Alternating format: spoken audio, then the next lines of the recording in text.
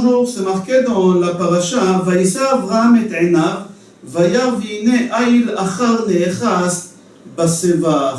C'est marqué dans Pirkei de Rabbi Eliezer, Perek Lamed Aleph, que en réalité, le bélier d'Yitzhak, il a été créé pendant les 6 jours de la création, au 6e jour de la création, juste avant Shabbat. Et qu'est-ce qu'on a fait avec ces béliers-là? Avec les veines de ces béliers-là, on a fait les cordes de violon ou de l'arpe de David Amelech. Et tout, et de la peau, pardon, de ce bélier-là, on a fait la ceinture d'Eliyahu Hanavi. Eliyahu Hanavi, pour le reconnaître, il a une ceinture sur ses habits. C'est marqué dans le Zohar qu'il a Ezor Chagour Bemotnav. Ezor, c'est une ceinture qui est sur lui. C'est-à-dire de ce bélier, on a pris les veines et on a fait l'arpe ou le violon de de David Amelech et la ceinture d'Eliyahu Hanavi. Avec la corne gauche, Akadosh Baruch Hu, il a sonné avec, pendant le don de la Torah, c'est marqué Ve'ar kulo Hashem ve'kol shofar olech ve'chazek me'od, qui avait la sonnerie de shofar qui allait très très fort au moment des dons de la Torah. Akadosh Baruch Hu, il a sonné le shofar avec le bélier d'Avraham Avinu, avec la corne gauche. Et la corne droite, c'est la plus grande, et la plus grande que celle de gauche. Akadosh Baruch Hu, il va sonner au moment que le Mashiach Bekarov, il va venir Be'ezrat Hashem. Comme c'est marqué dans Yeshayahu, Perek Chavzayin, Pasuk Yud Gimel, Ve'aya bayom ha'u yitaka beshofar gadol. Qu'Akadosh Baruch Hu, il va sonner le dernier jour avec le grand chauffard. C'est quoi le grand chauffard? C'est le chauffard de côté droite d'Avraham Avinu. Il y a un livre qui pose une question extraordinaire sur ce Pirkei de Rabbi Eliezer. C'est le livre Shut Machane Chaim. Shut, c'est She'elot Utshuvot Machane Chaim. Il pose la question, comment c'est possible que David Amelech, il a pu jouer avec ce violon, puisque il était fabriqué, les cordes, ils étaient fabriqués avec les veines de sacrifice d'Avraham qu'il a fait. Puisqu'au moment qu'on fait le sacrifice avec un animal, on n'a pas le droit de toucher rien de ce sacrifice, tout il doit être brûlé, qu'est-ce qui reste. Et là, on voit que David Amelech, il était Mo'el Be'ekdesh, c'était un korban, on n'avait pas le droit, et il est parti jouer avec cette corde-là. Dans Sefer Ein Eliyahu, il répond, et il dit, si tu regardes dans Gemara Brachot Page Gimel, Amud Bet, c'est marqué là-bas que David Amelech, il avait un violon accroché sur son lit. Juste où il dormait, il avait un violon. Et chaque fois quand minuit est arrivé, il y a un vent qui venait, qui soufflait sur ce violon-là. Et David Amelech, il s'est levé pour faire Tihilot Vetishbachot la Akadosh Baruch Hu, pour faire des louanges et des chants pour Akadosh Baruch Hu. Alors on pose la question, pourquoi le violon, il chantait tout seul avec le vent? Pourquoi? Que David Amelech, il prenait et il jouait. Non, pour dire que David Amelech, il avait 2 violons. David Amelech, il avait un violon qu'il n'avait pas le droit de l'utiliser, il l'a accroché. C'était fait avec les veines des béliers d'Avraham. Et l'autre violon qu'il jouait avec, c'était des cordes normales. Alors, il avait le droit. Comme ça, c'est marqué. On continue. Il faut savoir que le sacrifice d'Yitzhak Avinu, c'était le summum des épreuves qu'Avraham Avinu il avait. C'est marqué Asara Nisyonot Nitnasa Avraham Avinu. Dans Pirkei Avot, je crois, c'est Perek Gimel Mishnah Bet, je crois. C'est marqué là-bas qu'Avraham Avinu il a eu 10 épreuves. Mais c'est pas marqué les 10 épreuves qu'Avraham Avinu il avait. Il y a une marloquette entre Rabbi Ovadia et Barthénora, entre Rabbeinu Yonah. Le Rambam, chacun il ramène, ils se ressemblent, mais c'est pas les mêmes. Là-bas, c'est marqué que la 10e épreuve qu'Avraham Avinu il avait, et c'était l'épreuve la plus difficile, c'était le sacrifice de Yitzhak. C'était très très dur. Et on voit qu'au moment que c'était dur, quand même Abraham Avinu, il a pensé exploiter cette épreuve pour nous sauver, pour sauver ses enfants, pour sauver Béné Israël.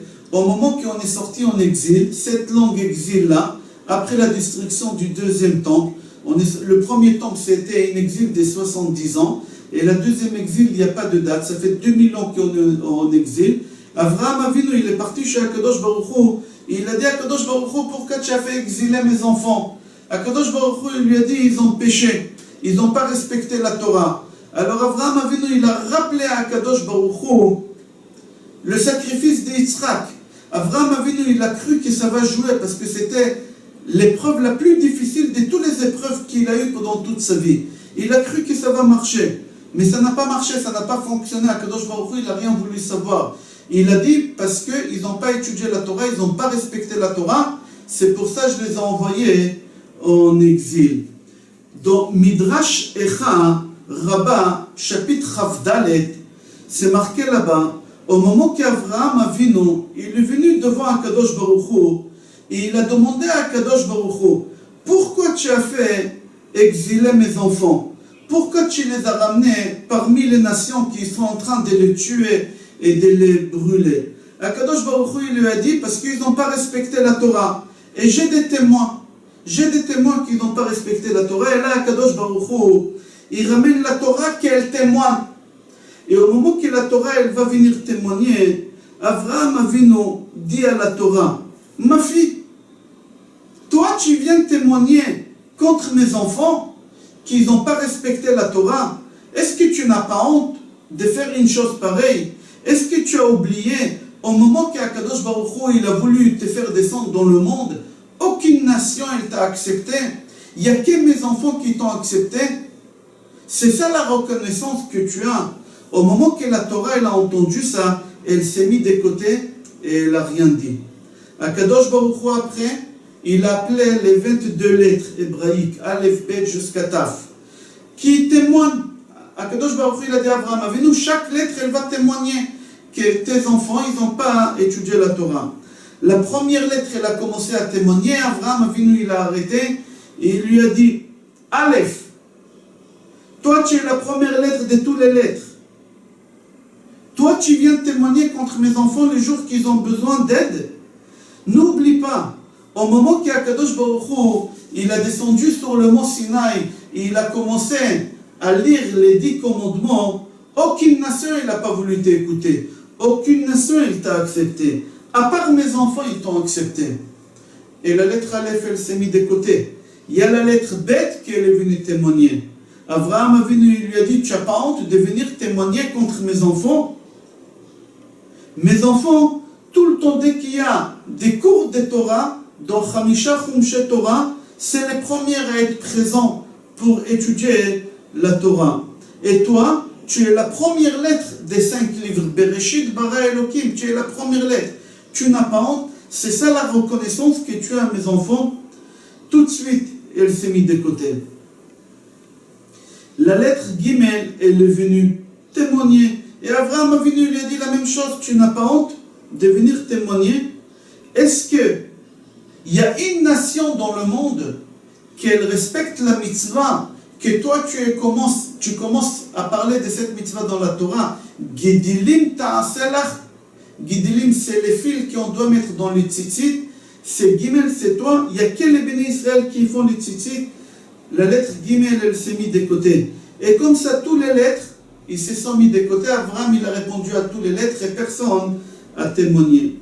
Tout de suite, Abraham Avinu, il a dit à Kadosh Baruch Hu, tu m'as donné un enfant à l'âge de 100 ans. Et au moment que mon fils il a atteint l'âge de 37 ans, tu m'as dit de le sacrifier. Et je n'ai pas eu de la pitié sur mon fils. À 37 ans, un enfant si grand, et moi à 100 ans, j'ai pris mon fils, je l'ai attaché sans pitié, et j'ai pris un couteau pour l'égorger. Tout ça, j'ai fait pour toi, et c'est ça la récompense, et c'est ça la reconnaissance que tu fais à mes enfants. Akadosh Baruch Hu, il n'a pas répondu. C'est-à-dire qu'Akadosh Baruch Hu, il n'a pas accepté. Yitzhak Avinu, il est venu en secours d'Avraham. Yitzhak, il dit à Akadosh Baruch Hu, j'avais 37 ans. Et au moment que j'avais 37 ans, mon père, il a voulu me sacrifier. Et je demandais à mon père de m'attacher pour que je ne bouge pas, pour que ça soit cachère. Je pouvais dire à mon père non. Avec joie, je levais ma tête pour donner le coup à mon père, pour qu'il puisse faire la shrita comme il faut. Tu n'auras pas de la pitié, tu n'auras pas la miséricorde sur mes enfants. Même lui, Akadosh Baruch Hu, il ne répond pas. Et nous, on se trouve toujours dans l'exil. Abraham, Avinu, Yitzhak, ils n'arrivent pas. Yaakov, il vient. Non plus Yaakov, il n'arrive pas. Moshe Rabbeinu, il vient. Et Moshe Rabbeinu, il n'arrive pas. Il rappelle à Akadosh Baruch Hu que c'était son serviteur fidèle pendant toutes ces années. Il a servi les bénis Israël. Il les a fait sortir d'Égypte. Toutes les souffrances qu'il a eues. Mais ça n'a pas marché. Jusqu'à qu'elle est venue une femme très importante, qu'elle a eu une influence sur Akadosh Baruch Hu extraordinaire, c'est Rachel, notre mère. Rachel, notre mère. Dans quelques jours, c'est la Hiloula de Rachel, Imenu Be'ezrat Hashem. Et elle a dit à Akadosh Baruch Hu, Ribono shel Olam, au moment que je devais me marier avec Yaakov, il m'a donné des signes. Et au moment pour que le soir, mon père ne change pas entre moi et ma soeur. Et au moment de mon mariage, j'ai vu que mon père il a changé, ça m'a fait beaucoup de mal. Mais pour que ma soeur elle n'aura pas honte, parce que le soir, au moment qu'Yaakov il va se rendre compte que c'est pas Rachel, que c'est Léa, ma soeur, il va lui faire honte devant tout le monde, il va la renvoyer. Pour que ma soeur elle n'aura pas honte, j'ai donné mon mari, j'ai donné ma vie, j'ai donné le futur de mes enfants, parce que je savais que les tribus devaient sortir de moi. J'ai tout risqué pour ne pas faire honte à ma soeur. C'est ça la récompense que tu fais. Moi, je suis de chair et du sang. J'ai réussi à combattre cette jalousie très très difficile. Toi, Dieu, tu ne veux pas pardonner à tes enfants qu'ils ont fait. L'idolâtrie, c'est quoi l'idolâtrie? C'est du bois, c'est de la pierre. Moi, je suis de chair et du sang, que ça joue sur moi énormément. J'ai réussi à surmonter cette épreuve. Toi, que tes enfants, ils ont prosterné devant le bois et la pierre, tu n'arrives pas à contrôler. Tout de suite, Akadosh Baruch Hu, il a eu la miséricorde. Et il a dit à Rachel, pour toi, ma fille, pour toi, je les ramènerai, tes enfants, vers leur pays. D'ici, on apprend que celui qui arrive à surmonter ces épreuves, que celui qui arrive à combattre ces épreuves, que celui qui arrive à casser son caractère, son envie, son désir, comme il a fait Rachel, lui, il gagne tout le temps. Même plus que celui qui a voulu sacrifier son fils, ou même plus que celui qui a voulu se sacrifier lui-même. Eux, les deux, ils n'ont pas réussi, ni Abraham, ni Yitzhak. Mais Rachel, lui, elle a réussi. Je vous souhaite Shabbat Shalom, Bracha Ve'atzlacha et Kol Tov.